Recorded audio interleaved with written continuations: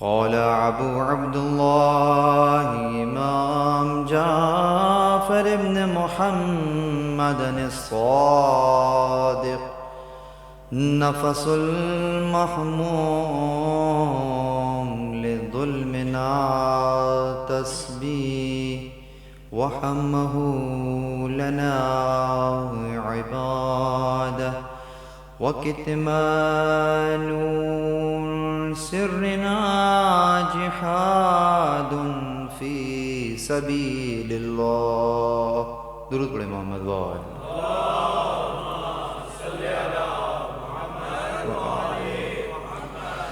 الحمد لله الذي جعلنا من المتمسكين بالقرآن الكريم وبولاية أمير المؤمنين وأئمة المعصومين عليهم السلام. درود پڑھیں محمد وآل.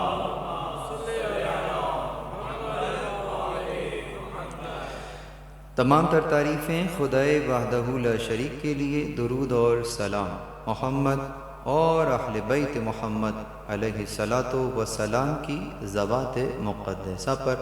حمد ہے اس خدا کی کہ جس نے ہمیں اور آپ کو قرآن کریم، ولایت امیر المومنین اور دیگر ائمہ علیہم السلام کی ولایت سے متمسک کیا. پروردگار عالم کا لطف ہے، احسان ہے، توفیق ہے کہ اس نے ہمیں یہ ایک اور موقع عنایت فرمایا ہے کہ ہم اور آپ اس وقت فرش عزا پر موجود ہیں اور اپنے لیے ہمیشہ کی طرح وہ رزق پا رہے ہیں جو ختم ہونے والا رزق نہیں ہے، باقی رہنے والا رزق ہے. یقیناً یہ وہ رزق ہے جس پر آپ کی اور ہماری نہ فقط یہ کہ بقا کا انحصار ہے، بلکہ یہ وہ رزق ہے جس پہ آپ کے اور ہمارے کمال کا انحصار ہے. گزشتہ شب جس عنوان پر آپ کے سامنے چند مطالب کو پیش کیا تھا، امید ہے کہ وہ عنوان ذہن میں ہوگا. عزاداری ایک اہم ذمہ داری. گزشتہ شب فضائل کے باب میں کچھ گزارشات آپ کے سامنے پیش کی تھیں. آج گفتگو کو وہیں سے جوڑیں گے اور اس تقریر کا دوسرا حصہ جو ہے آپ کے سامنے پیش کریں گے. اس تقریر کو سہارا دیا گیا ہے امام کے اس قول سے جس میں آپ فرما رہے ہیں کہ نفس المحموم لظلمنا تسبیح. کل یہ قول تو آپ کی سماعتوں کی نظر کیا تھا لیکن ترجمہ نہیں کیا. امام فرما رہے ہیں کہ وہ سانس جو ہمارے اوپر ظلم کیا گیا ہے اس غم میں کھنچتا ہے. نفس المحموم، ہم غم کو کہتے ہیں، نفس سانس کو کہتے ہیں، جس کو آپ تنفس کہتے ہیں. تو نفس المحموم غم کے عالم میں کھنچتا ہوا سانس. اور وہ غم کس چیز کا ہے؟ لظلمنا، جو ظلم ہم پر ہوا. اگرچہ خطاب چھٹے امام فرما رہے ہیں لیکن جو ضمیر استعمال کر رہے ہیں وہ جمع کی استعمال کر رہے ہیں. تو گویا فقط ایک امام بات نہیں کر رہے ہیں، تمام ائمہ کی ترجمانی کرتے ہوئے بیان کر رہے ہیں. یعنی یہ نہیں کہ مجھ پر جو ظلم ہوا، لظلمنا، ہمارے اوپر جو ظلم ہوا، اس ظلم کو یاد کرتے ہوئے جو سانس کھنچ رہا وہ تسبیح. اس سے ملتا جلتا ایک اور فقرہ آپ نے سن رکھا ہے اور وہ ایک اور روایت میں بیان ہوتا ہے، اور وہ عموماً رمضان المبارک کی جب آمد ہوتی ہے تو خطبہ شعبانیہ کے ذیل میں اس جملے کو پیش کیا جاتا ہے جس میں رسول اللہ نے رمضان کی فضیلت بیان کرتے ہوئے یہ ارشاد فرمایا تھا کہ جو مہینہ تمہارے پاس آ رہا ہے اس مہینے کی فضیلتیں اور برکتیں یہ ہیں کہ انفاسکم فیہ تسبیح، تمہاری سانسیں اس ایک مہینے میں تسبیح ہیں. وَنَوْمُكُمْ فِيهِ عِبَادَةٌ، اور تمہاری نیند اس ایک مہینے میں عبادت ہے۔ تو سال کے 12 مہینوں میں ایک مہینے کو یہ فضیلت حاصل ہے کہ اس مہینے میں جو سانس کھینچا جاتا ہے وہ تسبیح ہوتی ہے، اور جو نیند ہے وہ بھی عبادت کے عنوان سے لکھی جاتی ہے۔ لیکن یہاں شوال کا چاند نظر آیا اور وہ پیکج جو ایکٹیویٹ ہوا تھا وہ خود بخود ڈی ایکٹیویٹ ہو جاتا ہے کہ اب سانس تسبیح نہیں ہے اور اب جو نیند ہے وہ عبادت نہیں۔ یہ فضیلت ہے رمضان الکریم کی جو آپ کے سامنے ہم نے بیان کی۔ اس ہی کیفیت کو ذرا ذہن میں رکھتے ہوئے یہ تذکر کیجئے گا کہ یقیناً یہ جو انفاس تھیں محتاج تھیں ایک زمان کی، یعنی ایک زمانہ آیا اور چلا گیا۔ جب تک زمانہ رہا سانسیں تسبیح رہیں، زمانہ چلا گیا اب وہ سانس تسبیح نہیں رہی۔ اب پلٹ کر دوبارہ اس قول پر نظر کیجئے جو میں نے مجلس کی ابتدا میں بیان فرمایا۔ امام کہہ رہے ہیں، کیا فرما رہے ہیں کہ وہ سانس جو ہمارے غم میں کھنچ رہا ہے، اس فقرے کو امام نے کسی زمان میں مقید نہیں کیا ہے۔ گویا جب تک زندہ رہو گے، جہاں رہو گے، جیسے رہو گے، اگر ہمارے غم میں زندہ رہ رہے ہو، انفاسکم فیہ تسبیح، اس کیفیت میں کھنچتا ہوا سانس تمہارے لیے سانس ہوگا۔ اور کتنی عجیب بات ہے کہ آج صبح سے لے کے اب تک کتنی سانسیں لے لی ہیں، کوئی بیان کر سکتا ہے؟ وہ جو تم اللہ توجہ ہے، وہ جو آپ کو اور ہمیں نہیں پتا ہم نے کتنی سانسیں لے لی ہیں، وہ فرشتے کو معلوم بھی ہے اور نامہ اعمال میں تسبیح کے عنوان سے لکھ بھی رہا ہے۔ وَهَمَّهُ لَنَا عِبَادَةٌ، اور ہمارے لیے جو غم تم منا رہے ہو، تم کیا سمجھ رہے ہو وہ یوں ہی ہے؟ نہیں، امام کہہ رہے ہیں عبادت ہے۔ وَكِتْمَانُ سِرِّنَا جِهَادٌ فِي سَبِيلِ اللَّهِ، اور ہمارے راز کو مخفی رکھنا۔ راز ہی اس وقت رہتا ہے جب مخفی ہو۔ امام فرما رہے ہیں کہ ہمارے راز کو مخفی رکھنا عبادت ہے۔ یہ جملہ میں کہیں اور کہتا تو مجھے سمجھانے میں ذرا دقت ہوتی، لیکن آپ کے ہاں سمجھانا تو بہت آسان ہے۔ جب یہ جملہ کہا جاتا ہے نا کہ ہمارے راز کو مخفی رکھنا، تو یاد رکھیے گا کہ کوئی نہ کوئی ایکٹیویٹی تو ایسی ہو رہی ہوتی ہے کہ جس کو برملا اظہار نہیں کیا جاتا، یعنی میدان عمل میں کوئی اترا ہوا ہوتا ہے، یعنی کہ میدان جنگ میں ضروری نہیں تلوار لے کر اترا جائے، کبھی کبھی نہ نظر آنے والی تلوار لے کر میدان جنگ میں اترا جاتا ہے اور ضرب لگائی جاتی ہے، دشمن بھی حیران ہو جاتا ہے یہ ضرب لگ کہاں سے رہی ہے۔ یہ جو مجلس عزا برپا ہو رہی ہے، آپ کو مجلس کے اختتام میں تذکر بھی دیا جاتا ہے کہ سیکیورٹی کا بہت خیال رکھیے گا، سب ایک ساتھ نہ جائیے گا، یوں کر کے نہ جائیے گا، گریب کو ادھر سے ادھر نہ بلائیے گا۔ یہ تمام کے تمام جو تذکر دیا جا رہا ہے، کیوں؟ اس لیے کہ آپ چاہتے ہیں کہ جو کام ہو رہا ہے وہ ہوتا رہے، خام خواہ کسی جگہ پہ کوئی پریشانی نہ ہونے پائے، اس کو راز کہتے ہیں۔ امام فرما رہے ہمارے راز کو راز رکھنا جہاد فی سبیل اللہ ہے۔ درود پر محمد وآل محمد۔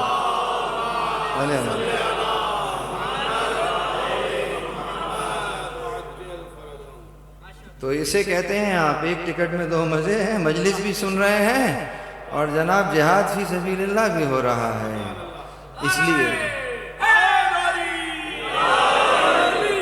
تو اس عنوان سے یقیناً یہ پیکج تو امام نے دے دیا کہ جب تک زندگی ہے، جب تک سانسیں چل رہی ہیں، تب تک یہ معاملات سانس کے اعتبار سے تسبیح کے عنوان سے چلتے رہیں گے۔ اب یہاں پر دیکھنا یہ ہے کہ اس سب چیز کا دار و مدار تو اس لفظ پر ہے جو امام نے فرمایا لِظُلْمِنَا۔ خام خواہ کی جو عموماً سانسیں ہیں، ہر سانس تسبیح نہیں ہے، وہ سانس تسبیح ہے جو ہمارے غم میں کھنچ رہی ہے، جس پہ ہمارے اوپر ظلم ہوا ہے۔ وہ ظلم کون سا ہے کہ جس کو یاد کر کے سانس کھنچے تو تسبیح ہو؟ آج کی مجلس میں وہ ظلم بیان کریں گے انشاءاللہ۔ درود پڑھیں محمد و آل محمد۔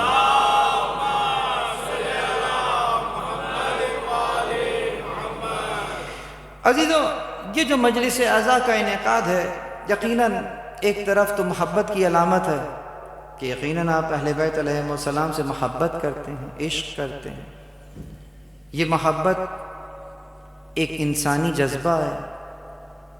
یہ اور بات ہے کہ عامت الناس لوگوں کی زبانوں پر یہ جملہ محبت کے عنوان سے ہی جاری ہے کہ اہل بیت سے محبت کرتے ہیں۔ قرآن جو تقاضا کر رہا ہے وہ کہتا ہے قُلْ لَا أَسْأَلُكُمْ عَلَيْهِ أَجْرًا إِلَّا الْمَوَدَّةَ فِي الْقُرْبَى۔ اس کا تقاضا کچھ اور ہے۔ اگرچہ چاہتا تو محبت فی القربہ بھی ہو سکتا تھا، لیکن جب محبت نہیں ہے، مودت ہے، تو کوئی فرق تو ہے۔ اور اسی کے اظہار میں ہم اور آپ اس وقت یہاں پر بیٹھے ہوئے ہیں۔ اب دیکھنا یہ ہے کہ یہ جو جذبہ ہے محبت کا یا مودت کا، ائمہ معصومین کی نظر میں اس کو وہ کس انداز سے یاد کرتے ہیں؟ تو ایک واقعہ مختصر کر کے بیان کروں۔ قم سے ایک شخص ہے کہ جو سفر کر کے کہاں گیا ہے؟ مدینے، اور مدینے گیا ہے چھٹے امام سے ملنے۔ کتنا فاصلہ طے کیا ہے؟ ادھر خراسان سے مدینہ قم سے چلا ہے، اور مدینے کا سفر ہے، آج کا سفر نہیں، اس زمانے کا سفر ہے۔ یقیناً راستے میں چلتے چلتے گرمی کا سامنا کرنا پڑا ہوگا، کتنا پیدل چلا ہوگا، اتنا چلا تھا کہ پیروں میں چھالے پڑ گئے تھے۔ اور امام کے سامنے جب بیٹھا تو وہ کون سا درد، کون سے چھالے، امام کو دیکھ کر چہرہ کھل گیا۔ لیکن وہ امام ہی کیا کہ جو اپنے چاہنے والے کا حال نہ جان سکے، تو پلٹ کر پوچھا کہ تمہیں کوئی تکلیف ہے، درد میں ہو؟ جب پوچھا تو کہا جی ہاں یا ابن رسول اللہ، آپ کی محبت میں جو میں زیارت کرنے آیا ہوں، اگرچہ درد ہے، لیکن اس ملاقات کی جو کیفیت ہے، جو اس کا سرور میرے دل میں ہے، اس کے آگے وہ درد کچھ نہیں۔ اس نے یہ نہیں کہا کہ درد نہیں ہے، کیونکہ درد تھا، لیکن درد ہے، لیکن یہ جو محبت ہے اس کے آگے یہ کچھ نہیں ہے۔ امام نے پلٹ کر ایک جملہ ارشاد فرمایا، فرماتے ہیں حل الدین الا الحب، کیا دین اس حب کے علاوہ بھی کچھ ہے؟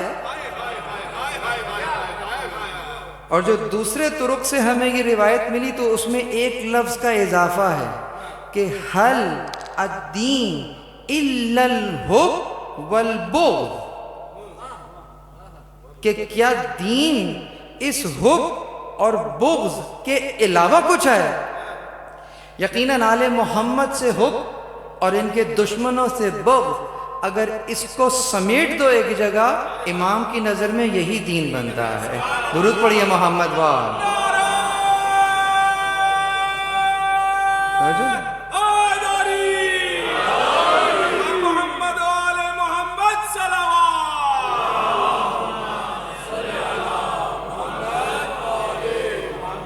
یہاں تک اگر میرے ساتھ موجود ہیں تو اب تک تو روایات بیان کر رہا تھا، اب آئیے ذرا قرآن کھولتے ہیں اور قرآن سے پوچھتے ہیں کہ جو ابھی تک کی باتیں ہیں ذرا اس کے اوپر انڈورسمنٹ کی مہر تو لگا دو۔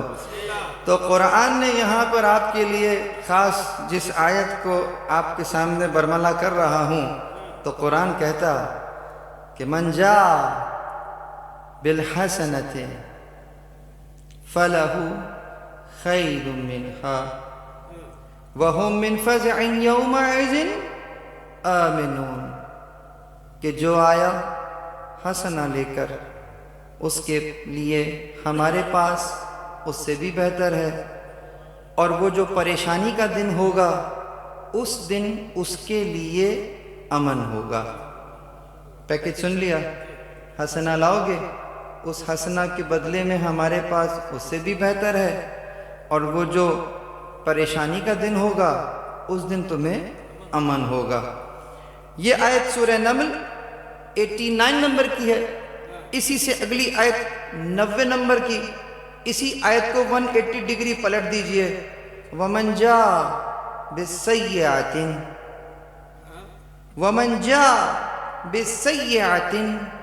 فَكُبِّتْ وُجُوهُهُمْ فِي النَّارِ کہ جو لایا برائی تو ہم منہ کے بل اوندھا جہنم میں پھینک دیں گے۔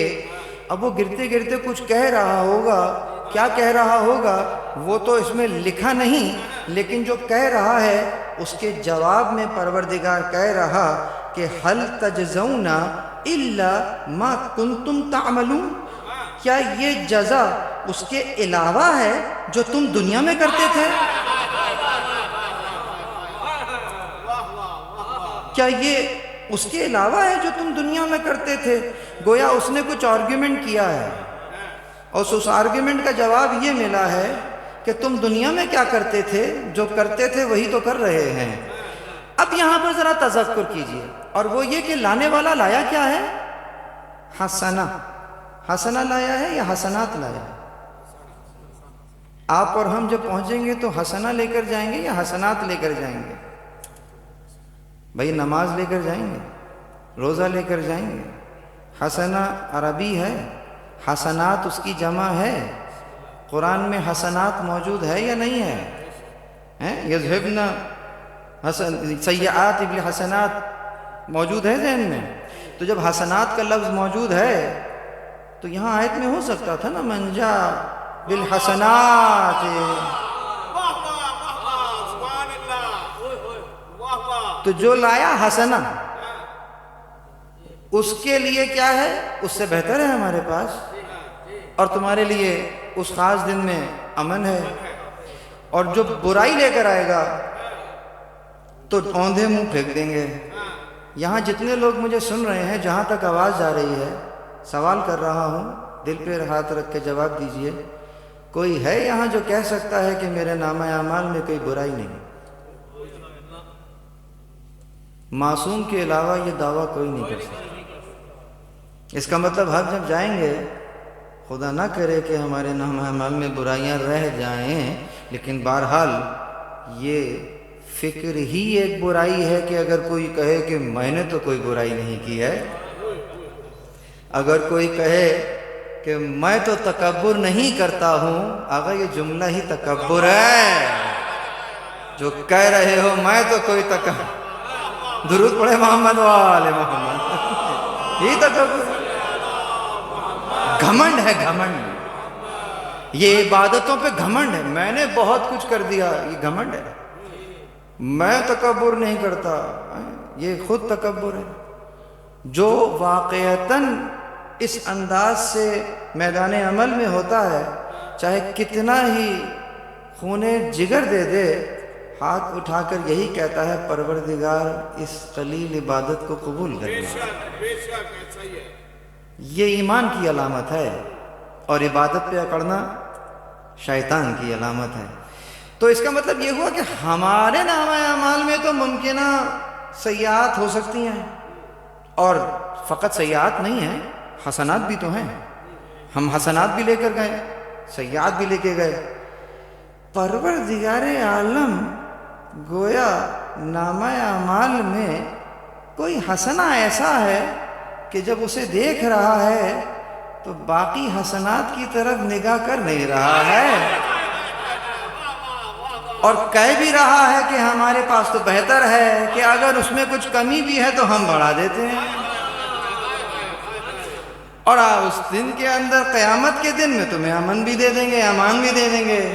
اور وہ جو لے کر آیا تھا اپنے عمرے، وہ سارے حج، اور وہ پوری رات کی جناب سب کچھ پڑھا کے آیا ہے، کیا کچھ نہیں موجود ہے، لیکن اس میں ایک سیئاتن موجود ہے، ایک برائی ایسی موجود ہے کہ جو ہی نظر اس برائی پر پڑی حسنات کی طرف نظر ہی نہیں کر رہا، فَكُبُّتْ وَجُوهُهُمْ فِي النَّارِ،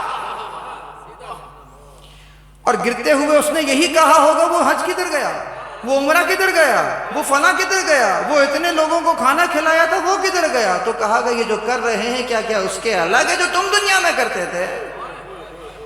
Now the question is کہ وہ حسنہ کون سا ہے، وہ سیئاتن کون سا ہے؟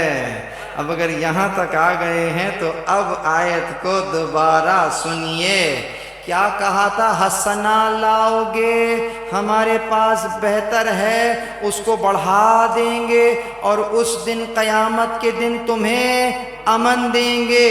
یہ آیت ذہن میں ہے؟ اب دوسری آیت پڑھتے ہیں، قل لا اسألکم علیہ اجرا الا المودۃ فی القربى وَمَن يَقْتَرِفْ حَسَنَةً نَزِدْ لَهُ فِيهَا حُسْنًا، کہ جو لائے گا یہ نیکی ہم اس میں اضافہ کر دیں گے۔ درود پڑھیے محمد وآل محمد پر۔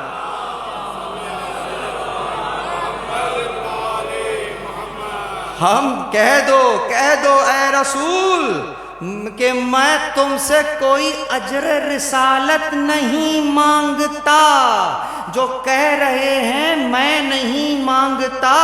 دلیل یہ ہے کہ آیت کے پہلے قل لگا ہوا ہے، رسول نہیں مانگ رہے، اللہ منگوا رہا ہے۔ درود پر محمد وآل محمد۔ امانت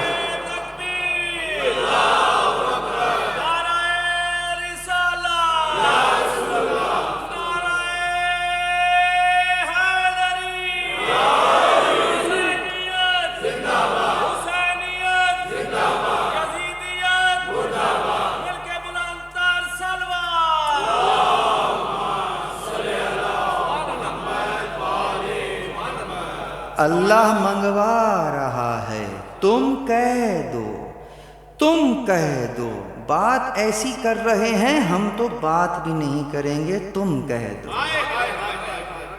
پروردگار عالم کا مزاج تو دیکھیے، اور کیا کہا آخر میں کہ وہ جو اجر رسالت ہے وہ کچھ اور نہیں، وہ مودۃ فی القربا ہے، میرے قرابت داروں سے مودت کرو۔ پھر اسی سے کنیکٹنگ اسی آیت میں کہتا ہے جو لائے گا یہ نیکی۔ اس آیت میں کون سی نیکی کی بات ہو رہی ہے؟ مودۃ فی القربا، گویا مودت اہل بیت وہ نیکی ہے، اگر نامہ اعمال میں ہے تو باقی حسنات کو ہم بڑھا دیں گے، اور بغض اہل بیت وہ سیئاتن ہے، اگر نامہ اعمال میں ہے نہ نماز دیکھیں گے نہ روزہ دیکھیں گے، فَكُبُّتْ وُجُوهَهُمْ فِي النَّارِ، اوندھے منہ جہنم میں پھینک۔ درود پڑھیے محمد وآل محمد۔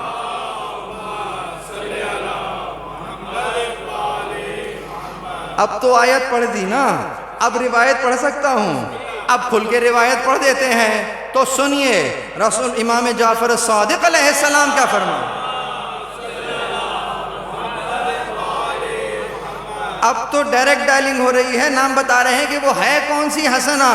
فرماتے ہیں حب علی حسنتان لا يضر معها سیئات وبغض علی سیئات لا ينفع معها حسنت۔ فرماتے ہیں کہ علی کی محبت وہ نیکی ہے کہ اگر کسی کے پاس ہے، یہ جملہ ذرا سمجھیے گا، شرح کرنی ہوگی مجھے، کہ جس کے پاس یہ نیکی ہے تو برائی اسے نقصان نہیں پہنچاتی ہے، اور جس کے پاس بغض علی ہے یہ وہ برائی ہے کہ اس کے ہوتے ہوئے کوئی اچھائی فائدہ نہیں پہنچاتی ہے۔ درود پر محمد وآل محمد۔ حسنات تھے، حسنات حسنات حسنات۔ اب مجھے بتائیے کیا کہہ رہے ہیں؟ اجر رسالت ہے نا۔ میں نے گزشتہ سال بھی یہ ایگزامپل دی تھی کہ آپ جناب عمرہ کرنے گئے ہیں تو وہ ٹیکسی کو جو لیتے ہیں اس کو عربی میں کیا کہتے ہیں؟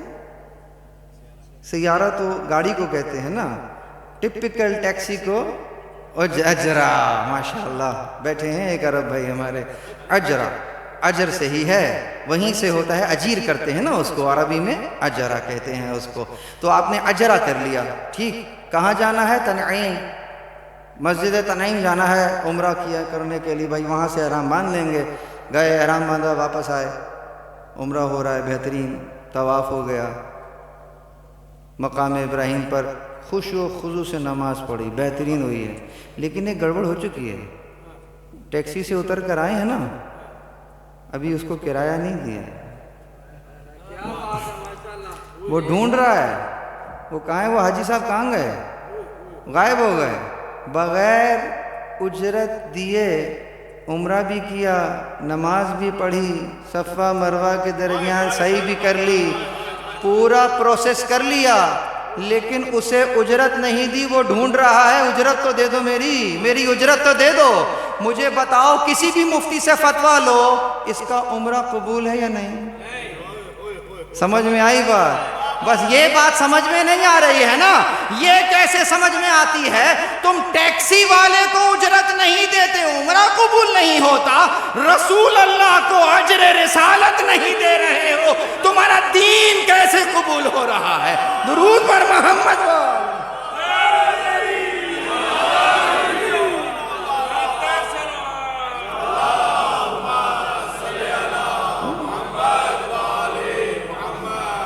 تمہارا دین کیسے قبول ہو رہا ہے؟ رسول اللہ کو اجر رسالت نہیں دیا ہے، وہ جو اللہ نے مانگا ہے وہ نہیں دیا ہے، تو دین کیسے قبول ہے؟ عزیزوں، اجر رسالت ادا کرنے کا نام ہے۔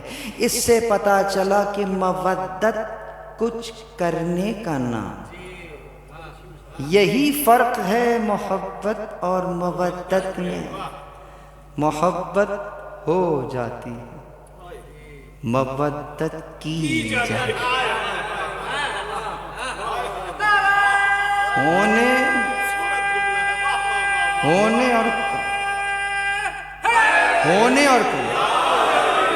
ہونے اور کرنے میں بہت فرق ہے۔ آپ کہیں نعیم بھائی میں آپ سے بڑی محبت کرتا ہوں، اور نعیم بھائی کو یہ میں کہتا رہوں کہ خدا نخواستہ اللہ انہیں صحت دے، بیمار ہو جائیں، ہاسپٹلائز ہو جائیں، خدا نخواستہ اللہ لمبی عمر دے، تو اب پتہ چلا سارا کوالالم پور تو دیکھنے گیا، نہیں گیا تو میں ہی نہیں گیا۔ ٹھیک ہو گئی بات؟ اب دعویٰ بھائی یہ محبت کرتا ہوں، ہم بھی تو مانتے ہیں، میں بھی تو محبت کرتا ہوں نا۔ میں کون نہیں، میں بہت محبت کرتا ہوں آپ سب، کہیں گے جانے دیجئے، سب دیکھنے آئے تھے، آپ دیکھنے نہیں آئے۔ میں کہوں گا یہ ہو گیا تھا، وہ ہو گیا تھا، فلاں مسئلہ ہو گیا تھا، پھنس گیا، آپ کہیں گے جانے دو۔ نہیں آ سکتے تھے؟ ایس ایم ایس کر سکتے تھے، کر سکتے تھے، دیکھنے آ سکتے تھے، ایس ایم ایس کر سکتے تھے۔ میں کہہ رہا ہوں میں محبت کرتا ہوں، آپ کہیں گے یہ کر سکتے تھے، یہ کر سکتے تھے۔ فرق کیا ہو رہا ہے؟ یہی محبت اور مودت میں فرق ہو رہا ہے۔ یعنی جو محبت تمہیں تھیوریٹیکلی ہو رہی ہے، آپ تھیوری نہیں مانگ رہے ہیں، آپ پریکٹیکل مانگ رہے ہیں، کہہ رہے ہیں ٹھیک ہے دعویٰ محبت کا ہے، بتاؤ کر کیا رہے تھے؟ درود پر محمد وآل محمد۔ کر کیا رہے؟ محبت تو ہو گئی تھی، یہ بتاؤ کیا کیا؟ یقیناً اب سمجھ میں آیا، اگر مودت کچھ کرنے کا نام ہے، آج کی اس شب میں آپ عزا خانے میں بیٹھے ہوئے آل محمد کو پرسا دے رہے ہیں، اسے کہتے ہیں اجر رسالت۔ جو مودت ادا ہو رہی ہے، فقط زبانی محبت کا دعویٰ نہیں ہے۔ درود پر محمد و آل محمد۔ یہ مجلس عزا کا برپا کرنا اجر رسالت ہے۔ اگر ان کے گھر میں کوئی خوشی ہو جائے تو میلاد منانا اجر رسالت ہے، لیکن فقط زبانی جمع خرچ کرنا یہ فقط دعویٰ تو ہو سکتا ہے، حقیقت نہیں ہے۔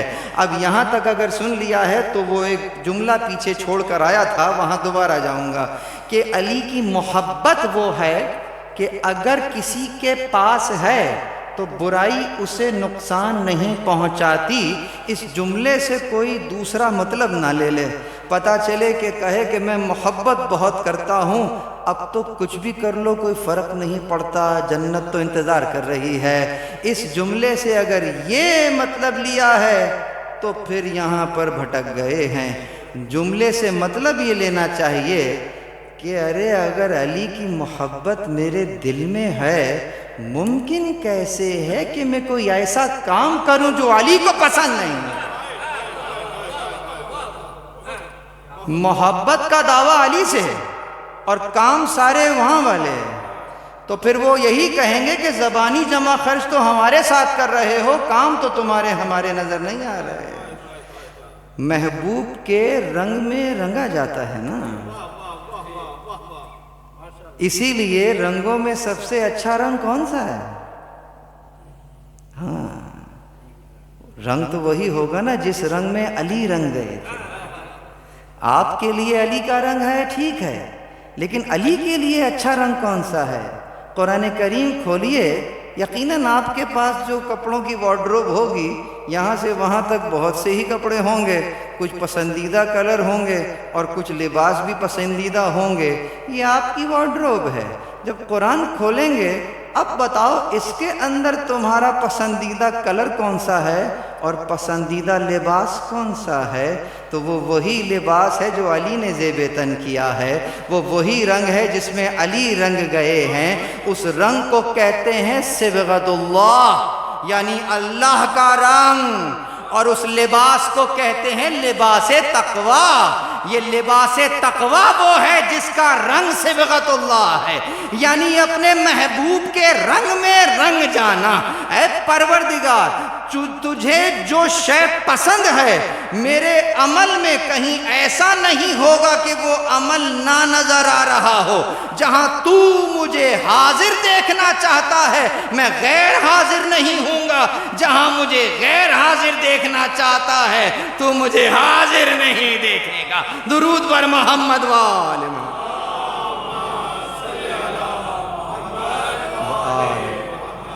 بس عزیزوں، اس کو کہتے ہیں محبت علی، وہ ڈھال ہے۔ یقیناً جوانوں کو وظیفہ دے رہا ہوں، یا علی مدد بہت کہا ہوگا، اب ذرا یہ وظیفہ بھی لے لیجئے کہ زیغم رضوی صاحب نے دیا تھا، اسی نیت سے یا علی مدد کہنا۔ جب تمہیں کہیں شک ہو جائے، شبہ ہو جائے کہ اگلے ہی لمحے میں گناہ میں پڑنے والا ہوں، وہیں پر قدم روک کر یا علی مدد کہنا، دیکھو شیطان کیسے بھاگ جائے۔ درود پڑھیے محمد و آل یا علی، یہاں ہے علی مدد۔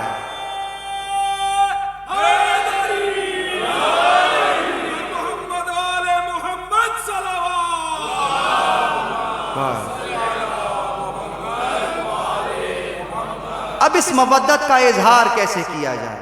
جیسے کہ کل شب میں عرض کر رہا تھا، یہاں تک کہ امام فرماتے ہیں کہ ما من احد قال فی الحسین شعرا، کہ کسی شخص نے اگر امام حسین کے لیے ایک شعر کہا، فقط ایک شعر بھی ان کے لیے کہا ہے، فبکا وابکا بہ، اور رویا اور رلایا، اس ایک شعر سے خود بھی رویا اور کسی کو رلا لیا، الا اوجب اللہ لہ الجنہ وغفر لہ، اللہ اس پر جنت کو واجب کر دیتا ہے، گناہ سب معاف کر دیتا۔ اللہ اکبر۔ تو جو خود بھی رویا، دوسرے کو بھی رلایا، تو اللہ اس کے گناہوں کو بھی معاف کر رہا ہے، جنت بھی لکھ رہا ہے۔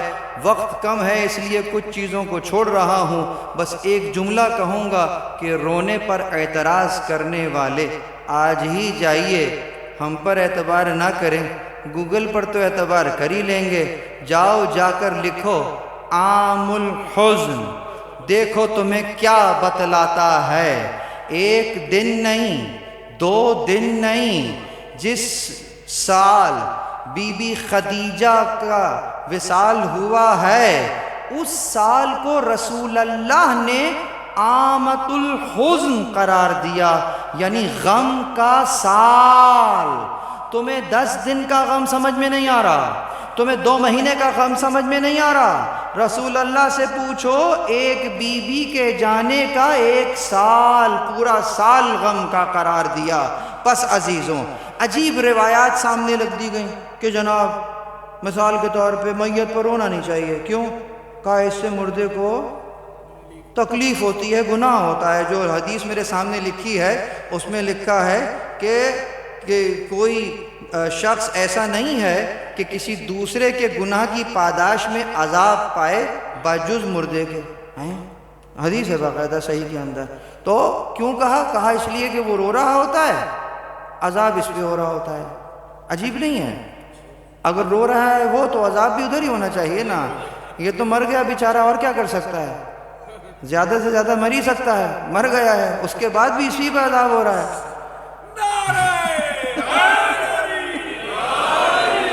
بیچارہ کہہ رہا ہوگا اب تو گھبرا کے یہ کہتے ہیں کہ مر جائیں گے، مر کے بھی چین نہ پایا تو کدھر جائیں؟ تو اس پہ تو مرنے کے بھی دوسرے کا کام ہو رہا ہے، عذاب اس پہ ہو رہا ہے۔ اچھا اب بتائیں اس کا ٹیسٹر کون سا ہے کہ یہ حدیث ٹھیک ہے یا صحیح نہیں ہے؟ ٹیسٹر بھی تو ہونا چاہیے نا، رسول اللہ نے ٹیسٹر دیا ہے، ایک ٹیسٹر دیا ہے کہ جب بھی حدیث ملے نا تو اس میں ایک ٹیسٹر لگا کے دیکھنا لائٹ جلی کہ نہیں جلی، ہاں جلے تو سمجھ جانا کہ صحیح ہے، اور نہیں جل رہی تو کچھ گڑبڑ ہے۔ وہ ٹیسٹر قرآن، اس حدیث کو قرآن کے سامنے کر دو تو قرآن سے اگر ٹکراتی ہوئی نظر آئے راوی کے منہ پہ مار دینا۔ وہ کہہ رہا ہے مردہ عذاب پا رہا ہے کسی اور کی پاداش میں، اور قرآن کہہ رہا ہے لہا ما کسبت ولکم ما کسبتم، ان کے لیے وہ ہے جو اس نے کیا ہے، تمہارے لیے وہ ہے جو تم کر رہے ہیں۔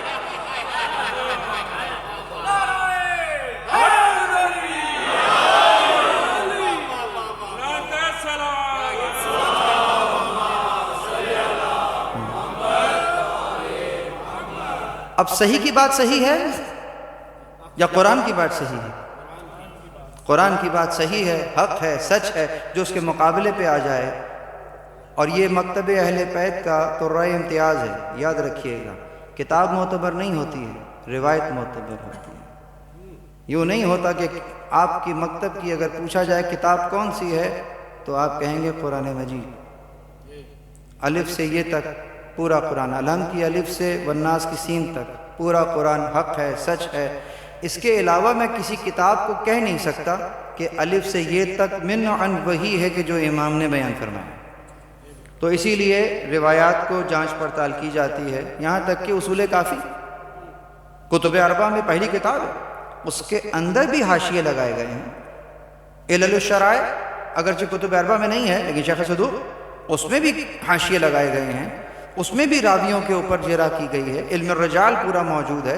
تو کتاب معتبر نہیں ہے، روایت معتبر ہے کہ یقیناً اگر تو ثابت ہے کہ امام نے کہا ہے سو بسم اللہ، لیکن اگر روایت میں، متن میں، سند میں کہیں کوئی جھول ہے تو وہ آپ کے اور میرے لیے حجت نہیں ہوتی ہے۔ پس عزیزوں، اگر یہاں تک سمجھ میں آ گیا ہے تو ذرا بلند آواز میں درود پڑھ دیجئے۔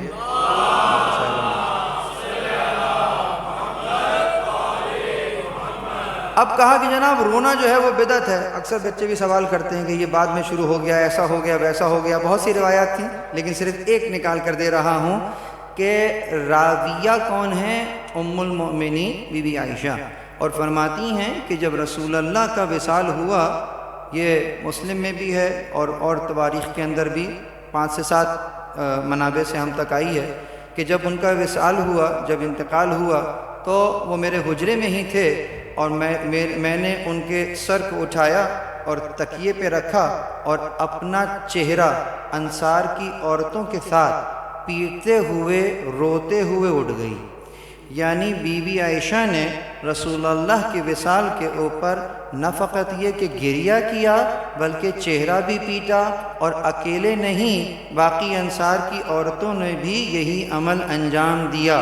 تو یعنی رسول اللہ کے دور میں، خاص اس دور میں اگر یہ فعل انجام دیا جا رہا ہے اور کوئی روک نہیں رہا ہے کہ یہ کیا ہو رہا ہے، یہ فلاں ہے، یہ فلاں ہے، تو آج کون سے کدھر سے فتوے آ رہے ہیں؟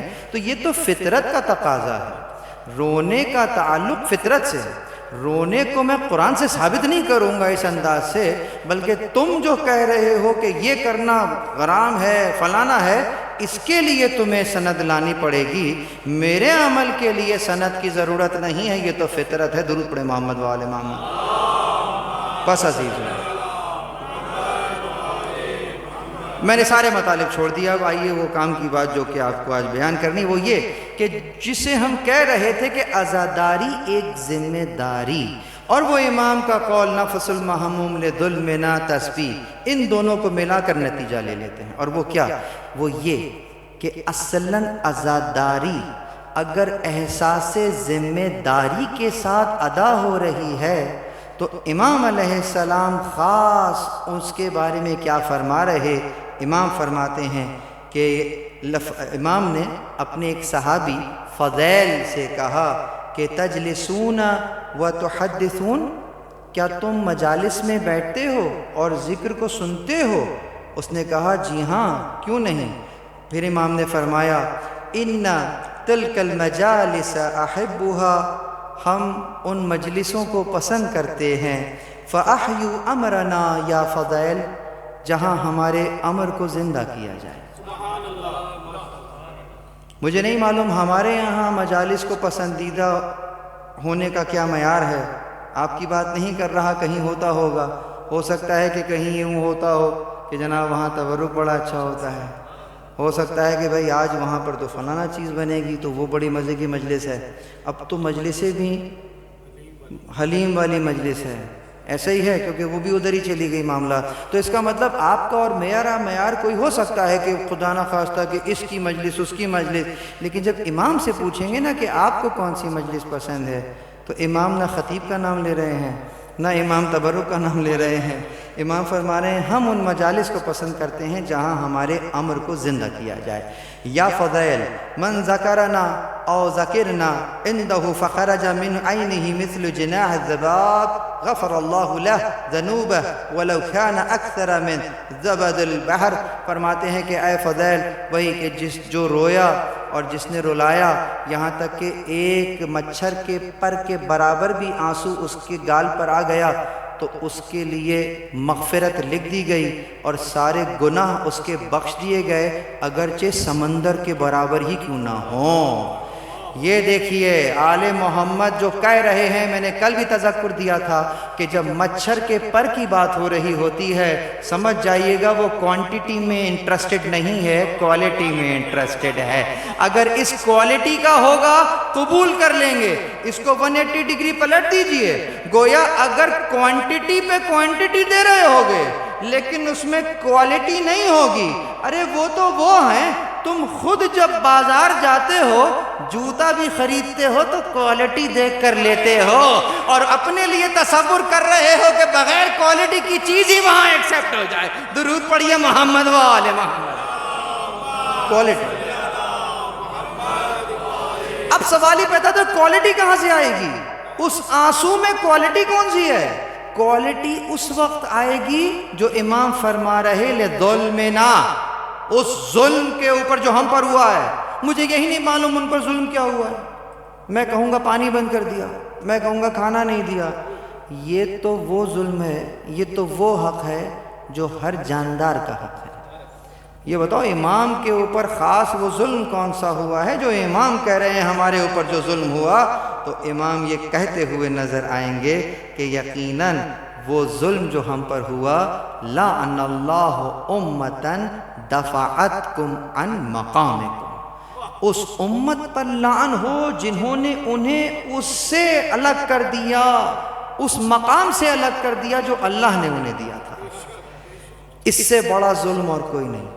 اور یہ وہ ظلم ہے کہ جب آپ اور میں اسے یاد کریں تو فقط یاد نہیں کر رہے ہوں گے، بلکہ دل میں ایک تڑپ بھی پیدا ہوگی کہ امت نے جو ظلم کیا ہے میں اسے ریورٹ بیک کروں گا، میں ان کو وہ حق دلاؤں گا۔ وہ حق کیا ہے؟ وہ حق یہ ہے کہ ان کی مرضی کو اپنی مرضی پر نافذ کرنا ہے، یہ حق ہے۔ جس نے یہ حق ادا نہیں کیا، جملہ موجود ہے لعن اللہ امتان دفعتکم عن مقامکم وازالتکم عن مراتبکم التي رتبکم اللہ فیہا، اور اس مرتبے سے الگ کر دیا کہ جو اللہ نے انہیں دیا تھا۔ پس عزیزوں، یہاں پر امام رضا علیہ السلام سے ایک روایت آپ کو عرض کرتا ہوں، اور اس حدیث کے راوی ہیں ابا صلت حروی۔ وہ بیان فرماتے ہیں کہ امام نے فرمایا کہ احیو امرنا رحم اللہ عبدا احیاء امرنا۔ ابا صلت حروی کے ذریعے سے اوروں کو کہہ رہے ہیں کہ ہمارے امر کو زندہ کرو، اللہ تعالیٰ اس پر رحمت نازل کرتا ہے کہ جو ہمارے امر کو زندہ کرتا ہے۔ فقلت لہ، ان کو کہا گیا کیف یحیی امرکم، یہ ہے وہ چیز جو سب کو آج کا تبرک اصلاً یہاں سے یہ دیا جا رہا، جہاں تک آواز جا رہی ہے وہ امام رضا علیہ السلام کی اس خواہش کے اوپر کہ ہمارے امر کو زندہ کرو، ہمارے امر کو زندہ کرو۔ تو پوچھنے والا پوچھ رہا ہے کیسے زندہ کریں؟ اب امام سلوشن دے رہے ہیں، کیسے زندہ ہوگا ہمارا عمل؟ میں سمجھ رہا ہوں کہ جناب ان کا امر تو یوں زندہ ہو جائے گا، فلاں کو برا کہہ دو، فلاں کو گالی دے دو، فلاں کو یہ دے دو، میں یوں امر کو زندہ کرنے میں لگا ہوا ہوں۔ امام نے میرے ٹریک کو صحیح کر دیا کہ تم غلط طرف چلے گئے ہو، صحیح ٹریک ہم تمہیں بتاتے ہیں کہ ہمارا امر زندہ کیسے ہوتا ہے۔ فرماتے ہیں یتعلم علومنا ویعلمها الناس فإن الناس لو علموا محاسن کلامنا لاتبعونا۔ فرماتے ہیں کہ اے ابا صلت حروی، ہمارے امر کو، ہمارے علوم کو سیکھو اور اسے لوگوں تک سکھاؤ۔ اگلا جملہ بہت خطرناک ہے، خاص مجھ مبلغین کے اوپر تو یہ بہت بڑی ذمہ داری ہے۔ فرماتے ہیں کہ جب لوگ ہمارے کلام کی خوبصورتی کو جان لیں گے تو یقیناً اس پر عمل کریں گے۔ یعنی کہ آپ پہلے درجے میں آپ ائمہ کے علوم کو سیکھیے، اس کے بعد ناس، آپ ناس نہیں ہیں، آپ ان کے اپنے ہیں، آپ علوم کو سیکھیے، مبلغ بنیے، ناس تک پہنچائیے۔ نہ تو کوشچن از ناس تک کیسے پہنچاؤں؟ روز ایک SMS کر کے پورا معاملہ ہو جائے گا؟ نہیں، کہنا نہیں ہے، کرنا ہے۔ یعنی جو ہمارے علوم ہیں انہیں جب تم سیکھو گے، تمہارے اعضاء و جوارح سے چھلک چھلک کر سامنے آئیں گے، سامنے والا کہے گا کہ یہ وہ محاسن ہیں جو انہوں نے اپنے امام سے لیے ہیں، لاؤ ہم بھی اس کی پیروی کر لیتے۔ درود پڑھیے محمد وآل محمد۔ توجہ، ٹریک بتا دیا۔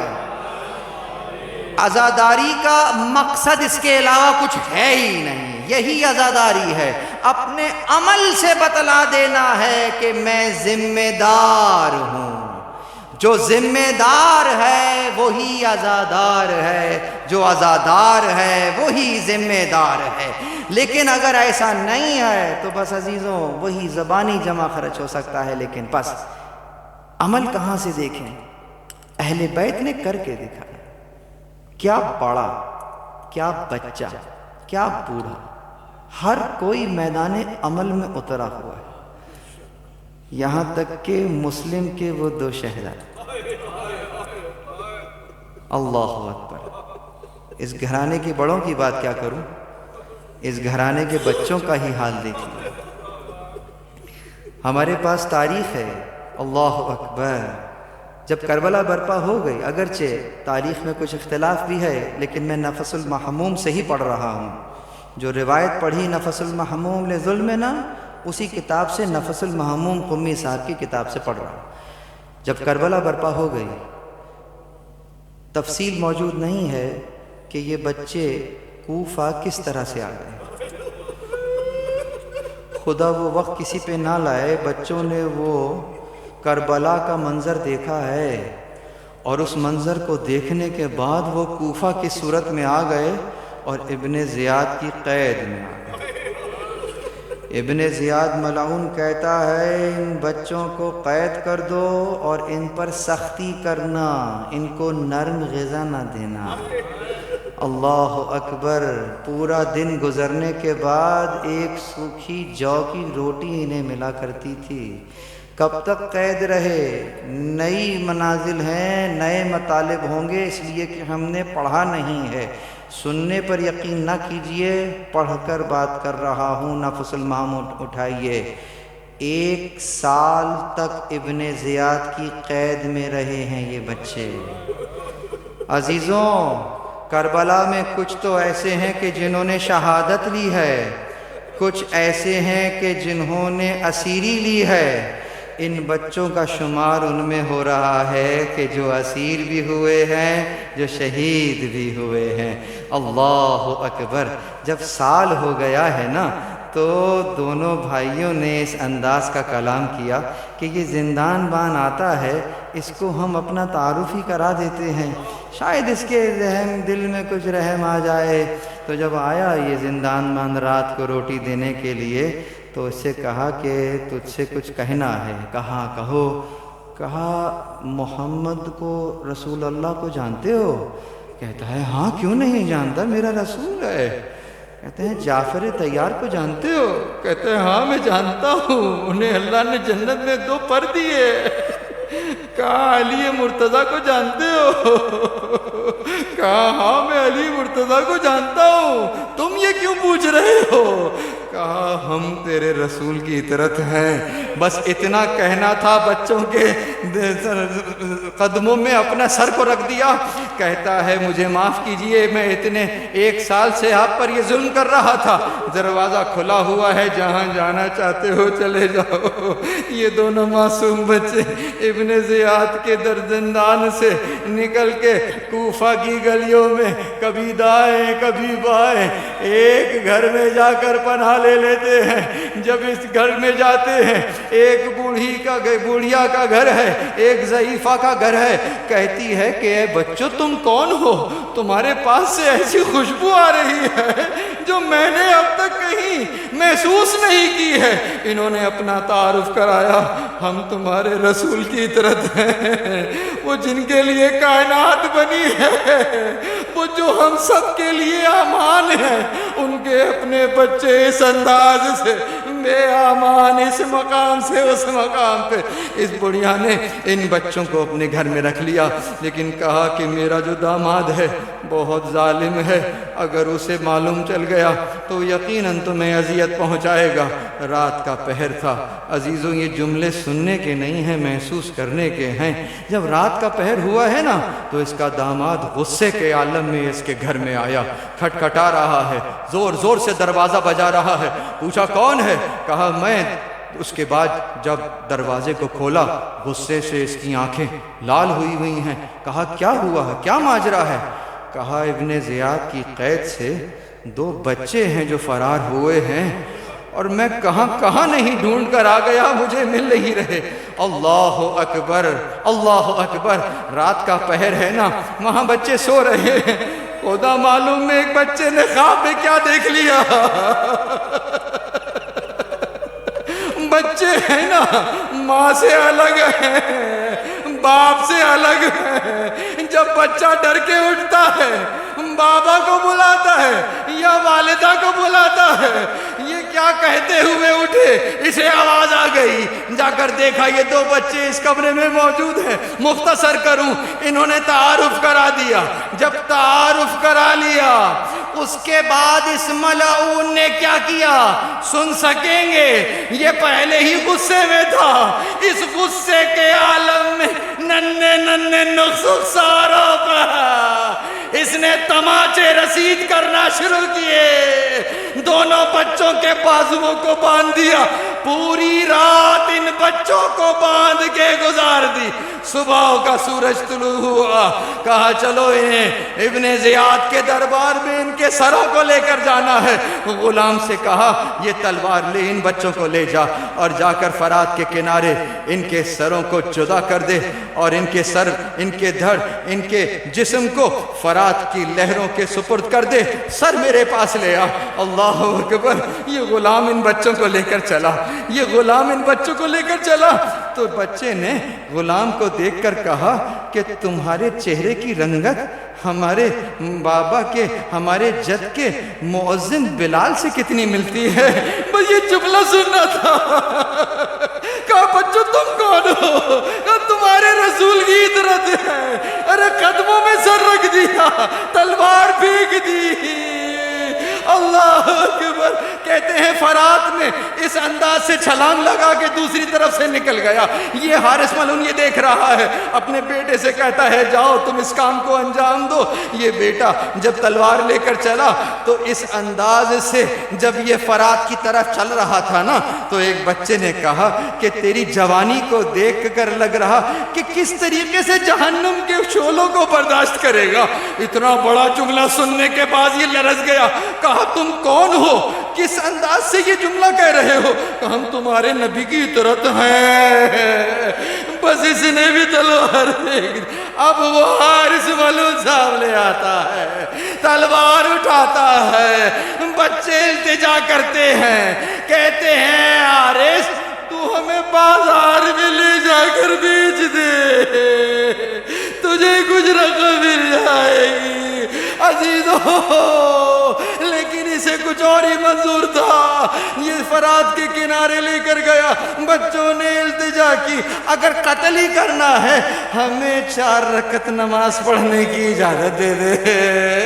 بچوں نے نماز شروع کی، نماز تمام کرنے کے بعد دعا کے لیے ہاتھ بلند کیے، دعا مانگی، اے پروردگار اس کے اور ہمارے درمیان فیصلہ کر دے۔ بس یہ جملہ حارث ملعون نے سننا تھا، وہ تلوار کا وار کیا، بڑے بھائی کی گردن کو جدا کیا، جسم کو فرات میں پھینک دیا۔ اللہ اکبر! عزیزو، یہاں چھوٹا بھائی بڑے بھائی کے لاشے کو تڑپتا ہوا دیکھ رہا تھا۔ اس جسد کو جو ہی فرات میں پھینک دیا، اب دنیا نے، تاریخ نے عجیب منظر دیکھا۔ دوسرے چھوٹے بھائی کی گردن کو بھی اڑایا گیا، لیکن تاریخ نے عجب معجزہ دیکھا۔ جب بڑے بھائی کے جسد کو پانی پر پھینکا تھا، جب تک چھوٹا بھائی بھی نہ آ گیا، بڑے بھائی کا جسد پانی پر تیرتا رہا۔ یہاں دونوں بغل گیر ہوئے۔ اللہ اکبر! اس نے ایک تھیلے میں ان 2 سروں کو رکھا، ابن زیاد کے دربار میں پہنچ گیا۔ اب سمجھیے جو ابن زیاد کو پہچانتے ہیں، انتہائی شقی القلب انسان ہے، انتہائی ظالم انسان ہے۔ جب دیکھا یہ کوئی شے لے کر آیا ہے، کہا کیا لے کر آئے ہو؟ کہا مسلم کے بچوں کا سر لے کر آیا ہوں۔ یہ کہتے ہوئے اس نے اس تھیلے میں سے یہ ننھے ننھے 2 سر نکالے۔ شیخ عباس قمی نفس المحموم میں لکھتے ہیں، جو ہی یہ سر برآمد ہوئے، ابن زیاد اپنی کرسی پر بیٹھا ہوا تھا، پھر بیٹھا نہ رہ سکا، کھڑا ہو گیا، پھر بیٹھا، پھر کھڑا ہو گیا، پھر بیٹھا۔ کہتا ہے میں ان بچوں کو دیکھ چکا ہوں، ان کے چہروں پر یہ کالے داغ کہاں سے آئے؟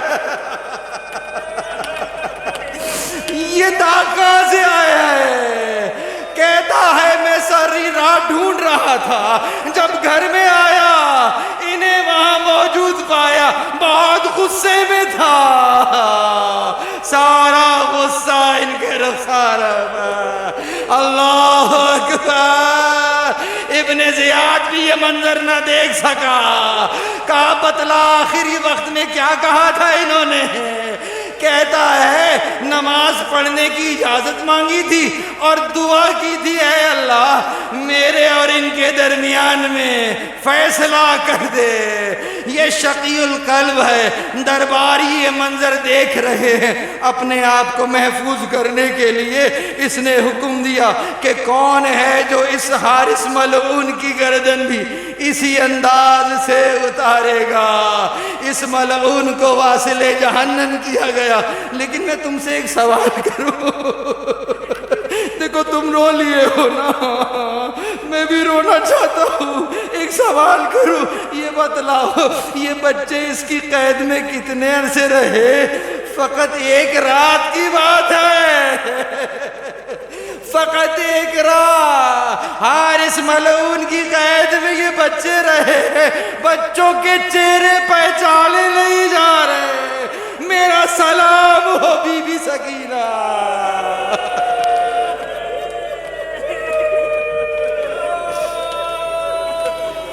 کربلا سے کوفہ, کوفہ سے شام.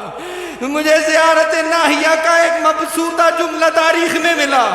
امام فرماتے ہیں میرا سلام ہو ان رخساروں پر, ارے جن کی رنگت کربلا سے کوفہ, کوفہ سے شام تک تبدیل ہوتی رہی. الا لعنت اللہ علی القوم الظالمین. رقیہ کے ان دو لال کے لیے چند اشعار کہنا چاہوں گا.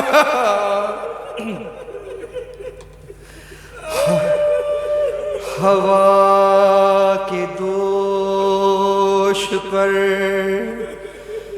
گونجی جو ایک نحیف صدا,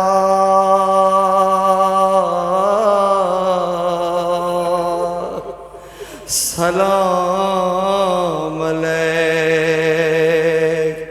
ابن رسول شاہ خدا.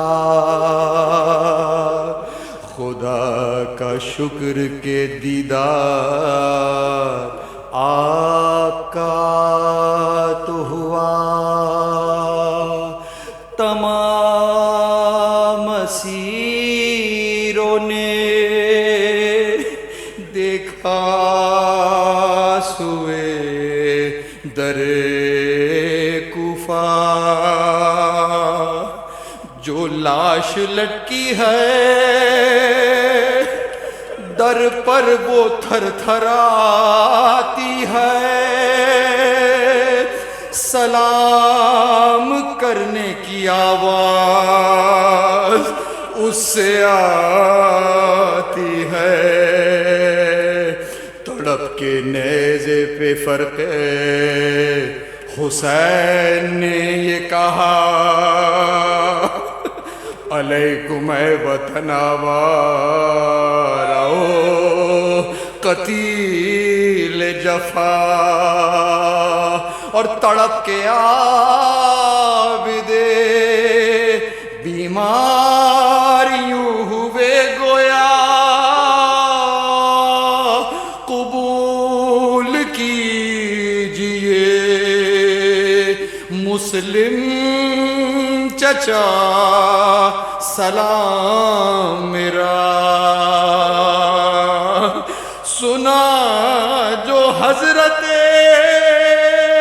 مسلم بن عقیل کا نام تو ایک بی بی لگی لاش سے یہ کرنے کلام کی زوجائے مسلم نے یہ فغاں ہیں میرے دونوں لال کہاں کی زوجائے مسلم نے یہ فغاں ہیں میرے دونوں لال کہاں.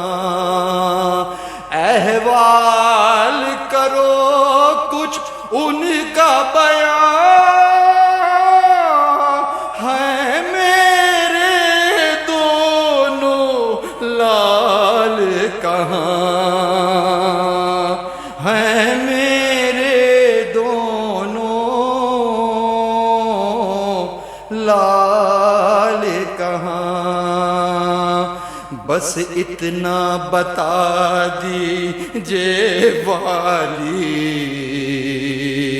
دنیا تو نہیں ان سے خالی، کیا مل گئی ان کو جائے امان، ہے میرے دونوں لال کہاں، ہے میرے دونوں لال کہاں. ماتم حسین.